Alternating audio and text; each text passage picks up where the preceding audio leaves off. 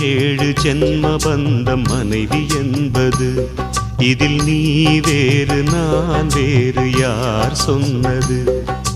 கல்யாணமே ஒரு தெய்வீகமே, சம்சாரமே அதன் சந்தோஷமே, ஒரு வானும் நிலவும் பிரிந்து வாழுமா?